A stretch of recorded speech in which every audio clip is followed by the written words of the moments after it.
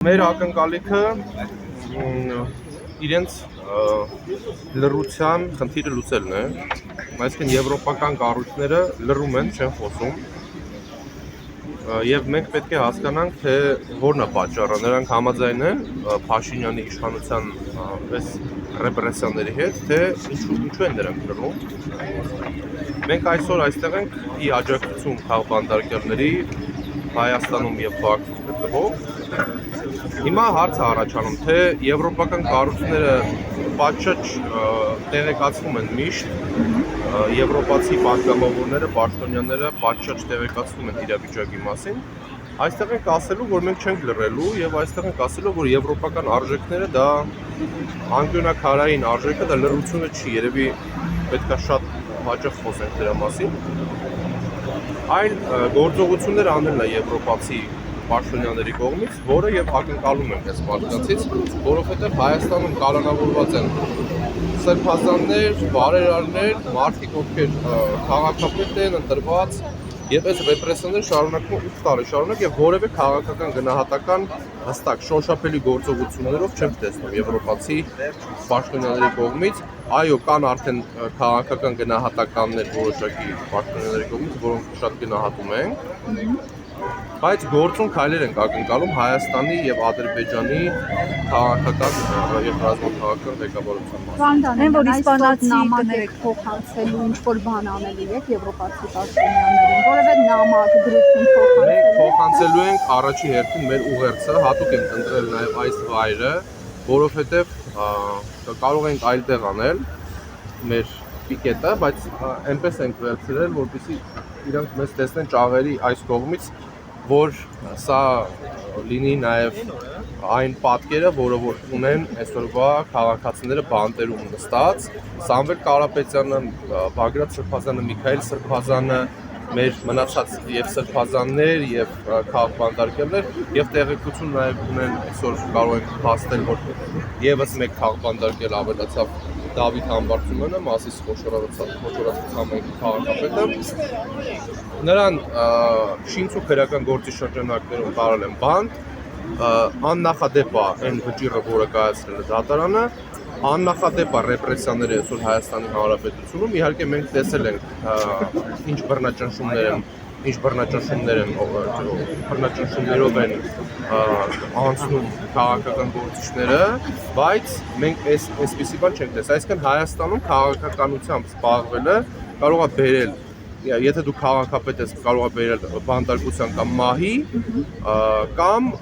առհասարակ քաղաքական որևէ էլի ոտնձգությունների, որ մենք տեսնում ենք այսօր եւ սրա մասին մենք բարձրաձայնել ենք եւ բարձրաձայնել ենք մշտապես։ Պարոն Դանիելյան, մենք տեսանք 3 Եվրանեստի խորհրդարանական վեհաժողովի նիստում իսպանացի падգամավոր ամոթանք տվեց այս իշխանություններին, որ 40 ոստիկաններով հարձակվում է կարծիքի համար, բանտ եք նետում մարդկանց, բայց սրանք բացառիկ դեպքեր են։ Սա նշանակում է, որ ընդդիմադիրները թերանում են իրենց աշխատանքում, որպեսզի սա համատարած բնույթ կրի, թե ամեն դեպքում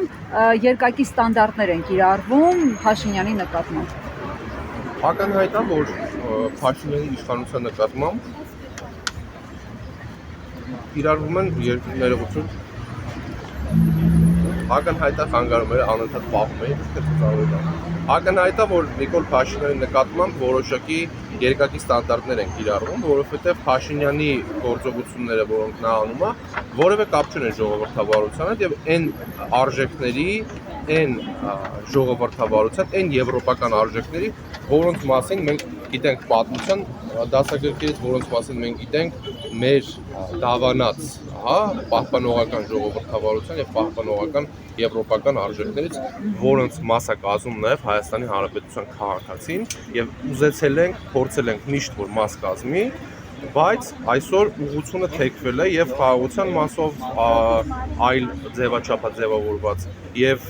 արդարության մասով Հայաստանում այսօր լրագրողների նկատմամբ ոտնձգություններ են կատարվում, քաշքշվում են, ծեծի են ենթարկվում կանանց եւ կապ չունի կինա թե տղամարդ լրագրողներին, խոսքի ազատություն չկա, որովհետեւ խոսքի համար կարող է կալանավորել ինչպես իրավաբաններ,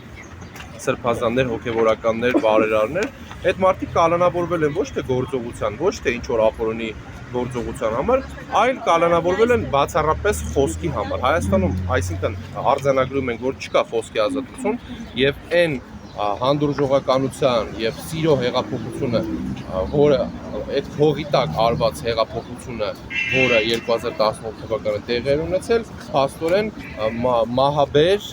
պատերազմ բերող, նոր հանձնումներով լեցուն եւ որևէ կապ չունեցող այդ խոստումների հետ գործընթաց է եղել եւ ժողովուրդը խաբվել է։ Հիմա այս տրամաբանությամբ մենք ասում ենք, որ պետք է իմպիչմենտի գործընթաց սկսենք, որովհետեւ վարչապետը չի իրականացրել առնվազն 2021 թվականին տված իր խոստումները, նախընտրական խոստումները, որոնք նա խոստացել էր ժողովրդին, նա խաբել է ժողովրդին եւ մենք դա արձանագրել ենք նախաձեռնելով իմպիչմենտի գործընթաց, իմպիչմենտի արդեն միասնական թեկնածու Դավիթ Համբարձումյանին դրանք բանտարկեցին, որպեսզի կասեցնեն այդ ընթացքը, որովհետեւ ակնհայտ է, որ Հայաստանի Հանրապետությունում ապրող բոլոր յուրաքանչյուր քաղաքացի